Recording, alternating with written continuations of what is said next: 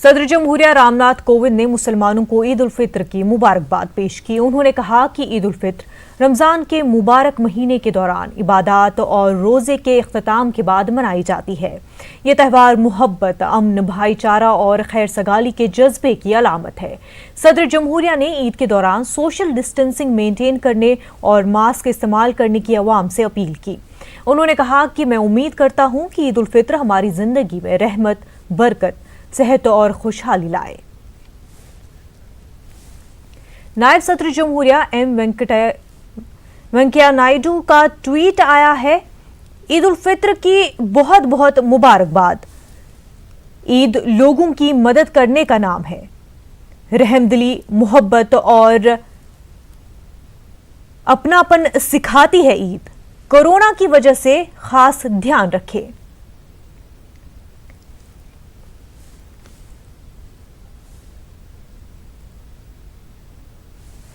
वहीं वज़ीर-ए-आज़म नरेंद्र मोदी ने भी ट्वीट किया है। वज़ीर-ए-आज़म नरेंद्र मोदी ने ईद की मुबारकबाद दी। ट्वीट कर पीएम मोदी ने ईद की मुबारकबाद दी है। ईद के मौके पर भाईचारगी को फरोग दे, तमाम लोग सेहतमंद रहें, ऐसा पीएम मोदी ने ट्वीट किया है।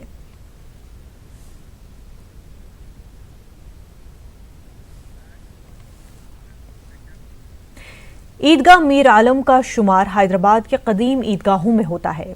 कोरोना वायरस और लॉकडाउन के सबब ईदगाह में इस बार नमाज से ईद अदा नहीं की गई। हमेशा तंगदामनी का शिकवा करने वाले ईदगाह में इस साल ईद उल फित्र अदा नहीं की गई। ईदगाह मीर आलम की 123 साला तारीख में पहली मरतबा ईद की नमाज अदा नहीं की गई। ईदगाह मीर आलम में पुरानी रिवायत के मुताबिक शहर कोतवाल city police commissioner Eid ul Fitr के मौके पर मुसलमानों को ईद की मुबारकबाद पेश करते थे। MIM सदर असुद्दीन ओवैसी भी हर साल ईदगाह मीर आलम में ही ईद की नमाज अदा करते हैं। कोरोना वायरस और लॉकडाउन के सबब इस साल ईदगाह मीर आलम में सन्नाटा छाया रहा। मीर आलम ईदगाह का शुमार हैदराबाद के कदीम ईदगाहों में शुमार किया जाता है। 120 साल कबल इसकी तारीख है। 120 साल से यहाँ पे मुसलसिल दोनों ईदैन की नमाज पाबंदी से अदा की जाती है। लेकिन इस बार कोरोना के कहर की वजह से मुल्क भर में लॉकडाउन जारी है। चौथे लॉकडाउन में कुछ नरमी तो दी गई, लेकिन मसाजिद और इबादतगाहों पर अभी भी पाबंदी। मरकज़ी और रियासती हुकूमत की जानिब से जो अहकाम जारी किए गए, इस पर उलमाए मशाइखीन ने भी उम्मतुल मुस्लिमीन से ये अपील की गई थी कि वो मसाजिद और ईदगाहों का रुख ना करे। ईद की नमाज की बजाय 2 रकात शुक्राना अपने ही घरों में अदा करें। मुसलमानों ने इस पर अमल करते हुए अपने ही घरों में नमाज अदा करने को तरजीह दी है। न्यूज़ 18 उर्दू के लिए अब्दुल अजीम खान, हैदराबाद। कोरोना वायरस और लॉकडाउन के पेश नज़र हैदराबाद की तारीखी मक्का मस्जिद में ईद उल फित्र की नमाज अदा नहीं की गई। मक्का मस्जिद की तामीर के 423 साला तारीख में पहली मरतबा ईद की नमाज अदा नहीं की गई। कोरोना वायरस की बढ़ती वबा पर काबू पाने के लिए उलमाए दीन ने ईद की नमाज के लिए ईदगाहों और मसाजिद का रुख न करने की मुसलमानों से अपील की थी। उलमाए दीन की अपील पर अमल करते हुए मुसलमानों ने घरों में ही नमाज ईद अदा की। शहर हैदराबाद की तारीखी मक्का मस्जिद में भी आज ईद की नमाज अदा नहीं की गई। रियासती और मरकज़ी हुकूमत की जानिब से कोरोना वायरस के कहर को देखते हुए लॉकडाउन जारी है। चौथे मरहले के लॉकडाउन में कुछ नरमी तो दी गई, लेकिन इबादतगाहों और मसाजिद पर अभी भी पाबंदी है। उलमाए मशाइखीन ने भी ये अपील की कि वो ईद की नमाज की बजाय अपने ही घरों में 2 रकात शुक्राना अदा करें। उम्मतुल मुस्लिमीन ने इस अपील पर अमल करते हुए अपने ही घरों में नमाज पढ़ने पर तरजीह दी। न्यूज़ 18 उर्दू के लिए अब्दुल अजीम खान, हैदराबाद। हर साल माह रमज़ान और ईद उल फित्र के मौके पर अवाम से भरे रहने वाले इलाके चार मीनार और मक्का मस्जिद में सन्नाटा छाया हुआ है। कोरोना वायरस के पेश नज़र अवाम घरों पर रहकर ही ईद मना रही है। मजहबी त्यौहारों के इनेकाद पर पाबंदी आयद की गई है, जिसके बाद चार मीनार और मक्का मस्जिद के इलाकों में सिक्योरिटी बढ़ा दी गई है। City police commissioner Anjani Kumar और पुलिस के आला ओहदेदारों ने चार मीनार का दौरा करते हुए सूरत हाल का जायजा लिया। लॉ एंड ऑर्डर के एडिशनल CP DS चौहान ने मक्का मस्जिद का दौरा करते हुए मुसलमानों को ईद उल फित्र की मुबारकबाद दी। నేను ఈద్ ముబారక్ చెప్తున్నాను.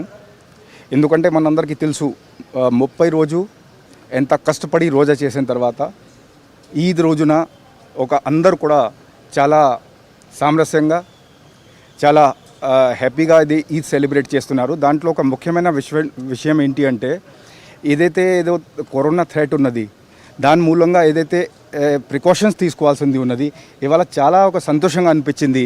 అందరూ కూడా సొంతగా అవి అన్ని ప్రికాషన్స్ ఫాలో చేస్తూ ఈద్ పాటించడం జరిగింది. మన రిలీజియస్ ఎల్డర్స్ కానీ సిటిజన్స్ కానీ ఎల్డర్స్ కానీ అందరు కూడా ఏదైతే అపీల్ చేశారు దట్ ఈ కరోనా సందర్భంగా అందరూ కూడా ఆ సంయమం పాటించాలా, ఇల్లు నుంచి కూడా మాత్రమే ఈద్ సెలబ్రేట్ చేయాలా, అది మొత్తం సిటీలో కూడా అదే ఫాలో చేయడం జరిగింది. మన హైదరాబాద్ సిటీ వాసులకి అందరికీ కూడా తెలుసు అదే మన అందరి కోసం, సిటీ కోసం, మన పిల్లల కోసం, అందరికీ సేఫ్టీ కోసం ఇది చాలా అవసరం. కాబట్టి చాలా వాలంటీర్గా అందరూ కూడా పాటించినారు. కాబట్టి వారికి హృదయపూర్వకంగా ధన్యవాదం తెలియపరిచేస్తూ మళ్ళీ ఒకసారి ఈద్ ముబారక్ తెలియపరిచేస్తున్నాం. ईद उल फित्र की अदायगी के लिए इजाज़त न देने पर चंद अफराद ने तशवीश का इजहार किया है। मुख्तलिफ तंजीमों के जिम्मेदारों ने कहा कि रियासत में शराब के दुकानों को खोलने की इजाज़त दी गई है जबकि इबादत के लिए इजाज़त नहीं दी जा रही है। मुस्लिम तंजीमों के जिम्मेदारों ने नमाज और पूजा की इजाज़त देने का हुकूमत से मुतालबा किया।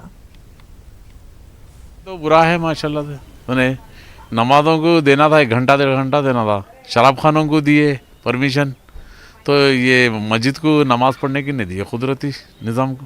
नमाज अच्छी चीज़ है ना जी, हर बला भागती सुने, हर बीमारी भागती सुने, सब देना था ये चीज़ों को नहीं रोकना। नमाज पढ़ने से भी नहीं रोकना चाहिए, पूजा करने के वास्ते भी नहीं रोकना चाहिए। पूजा करने वाला लड़ाई झगड़ा नहीं करता सुने, कोई बीमारी पूजा करने वाले को बीमारी आती या नमाज पढ़ने वाले को बीमारी आती। साउथ की फिल्मों के मशहूर और मारूफ अदाकार मोहम्मद अली ने ईद उल फित्र की मुबारकबाद देते हुए ये ऐलान किया कि हॉलीवुड के एक प्रोडक्शन हाउस की जानिब से साबिक सदर जमहूरिया missile man doctor APJ Abdul Kalam की जिंदगी पर बनाई जाने वाली फिल्म मिशन कलाम में उन्हें मरकजी किरदार में पेश किया जा रहा है।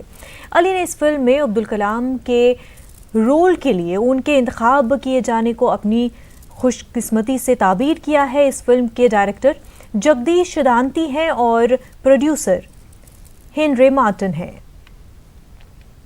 Hello everyone, I am Mohammad Ali, actor from Indian cinema. On behalf of Pink Jaguars Entertainment, Los Angeles, USA, and my upcoming Hollywood film about Dr. APJ Abdul Kalam, I would like to wish you one and all a very happy Eid. Eid Mubarak.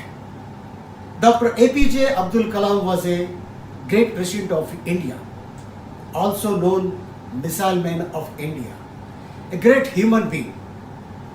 I am blessed to perform the role of Sir APJ Abdul Kalam thanks to director Jagdish Daneti and short name JD, and one more great person Johnny Martin and Pink Jaguars Entertainment for choosing me for the role of Sir Kalam. Corona virus और lockdown की वजह से मजदूर और गरीब अफराद की परेशानियों में मजीद इजाफा हो गया है। बैरून रियासत से आए मजदूरों की परेशानियों को देखते हुए आदित्य कृष्णा चैरिटेबल ट्रस्ट की जानिब से 600 गरीब और मजदूर पेशा अफराद में 1 हफ्ते का राशन तकसीम किया गया। ट्रस्ट के चेयरमैन नंद किशोर ने बताया कि लॉकडाउन के सबब कई अफराद रोजगार से महरूम हो गए हैं। इन अफराद में चावल और राशन तकसीम किया गया है। नामपली और रैबिट्स के इलाकों में मुकीम अफराद में राशन तकसीम किया गया। पवित्र रमजान दिनम अंदर की हृदयपूर्वक नमस्कारम। मैं सभी इस क्षेत्र के वासियों से हाथ जोड़ के विनती करता हूँ, आप शांति बनाए रखें, घरों में सोशल डिस्टेंस का पालन करें, सैनिटाइजर यूज़ करें। थोड़े दिनों में अच्छे दिन आएंगे, साधारण वापस जीवन हो जाएगा। गवर्नमेंट का जो भी गाइडलाइंस है उसे फॉलो करें। हमारे ट्रस्ट की ओर से हम चप्पा चप्पा, बस्ती बस्ती, हर गली, हर बूथ, हर मोहल्ले में जो ज़रूरतमंद इंसान है उसको मदद रोज करते जा रहे हैं। जनता का आशीर्वाद होना। जय तेलंगाना। जमीन पर भी फरिश्ते होते हैं, ये साबित किया हैदराबाद के एक ताजिर राजेंद्र अग्रवाल ने। रात देर गए वो अपने ट्विटर पर मैसेज चेक कर रहे थे कि उन्हें 2 ऐसी मुस्लिम खवातीन के बारे में मालूम हुआ जो दुबई से हैदराबाद आने के बाद लाजमी क्वारंटीन की मुद्दत तक क़याम के लिए रकम की अदायगी न होने की वजह से परेशान थी। रकम अदा न करने पर दोनों खवातीन को होटल की लॉबी में रोक दिया गया था। रात देर गए दोनों लाचार खवातीन की बेबसी से मजलिस बचाओ तहरीक के लीडर अमजदुल्ला खान खालिद को वाकिफ करवाया गया। अमजदुल्ला खान खालिद ने फौरन अपने ट्विटर पर दोनों से मुतल्लिक मैसेज पोस्ट किया। राजेंद्र अग्रवाल ने इस पोस्ट को देखने के बाद होटल पहुंचकर उनकी माली इमदाद की। ऐसे हालात में राजेंद्र अग्रवाल इन खवातीन के लिए फरिश्ता साबित हुए।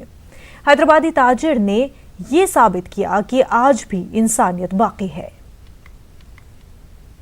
कल रात को करीब 3 बजे का टाइम था जब एमबीटी पार्टी के लीडर जावेद अहमदुल्ला खान साहब ने एक अपना ट्वीट किया जिसमें उन्होंने बताया कि कोई 14 लोग यूएई से हैदराबाद आए हैं और क्वारंटीन करना ज़रूरी है, लेकिन उसमें से दो जो लेडीज़ थी प्रेग्नेंट थी, उनके पास कुछ अपनी मजबूरी थी या कुछ उनका इश्यूज़ था जो पैसे भरने में समर्थ नहीं थे और जिस कारण वो होटल के बाहर रुके हुए थे और उनको रूम नहीं मिल पा रहा था। तो मैंने जैसे ही वो ट्वीट देखा, एक इंसानियत के नाते और हिंदुस्तानी के नाते मैंने उनको फ़ोन किया और वो रोज़े में आधी रात को मुझसे बात किए और मैं तुरंत अपनी वाइफ को लेके वहाँ गया, जो मेरे घर से 10 मिनट का ही रास्ता था। मैंने जाके क्वारंटीन के पैसे भरे और उनको रूम मिल गया। साथ ही साथ मैं होटल का शुक्रगुजार हूँ जिन्होंने बचे हुए लोगों को भी और इनको भी खाना चाय जब तक पूरा मुहैया कराया और अपनी कॉमन फैसिलिटीज़ को यूज़ करने दिया। और मैं शुक्रिया करना चाहता हूँ हमारी पुलिस और सरकार का, जिन्होंने मुझे आधी रात को कर्फ्यू में भी मदद के तौर पे अलग। तेलंगाना में मौसम गर्मा शबाब पर है। रियासत के बाज़ मकामात पर पारा 46 के निशाने को पार कर गया है। सुबह 9 बजे से ही शिद्दत की गर्मी से सड़कें सुनसान हो गई हैं। अवाम दरख्तों के नीचे वक्त गुजार रहे हैं। ठंडे मशरूबात का इस्तेमाल किया जा रहा है। शिद्दत की गर्मी के सबब महकमे सेहत के अहदेदारों ने बच्चों और उम्र रसीदा अफराद से घरों में ही रहने का इंतबाह दिया है। महकमा मौसमियात की इतला के मुताबिक आइंदा 2 दिनों तक गर्मी की लहर बरकरार रहेगी। हैदराबाद के अलावा तेलंगाना के अजला आदिलाबाद, निजामाबाद, जगतियाल, निर्मल में शिद्दत की गर्मी रिकॉर्ड की गई है।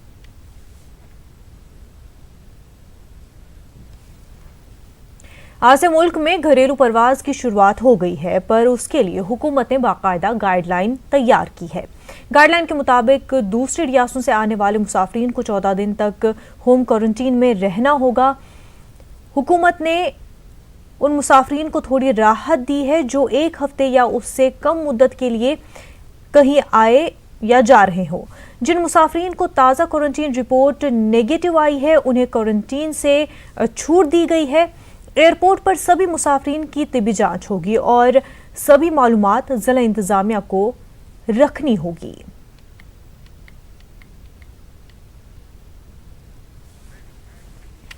एक छोटा सा ब्रेक लेंगे, जल्द होंगे हाजिर।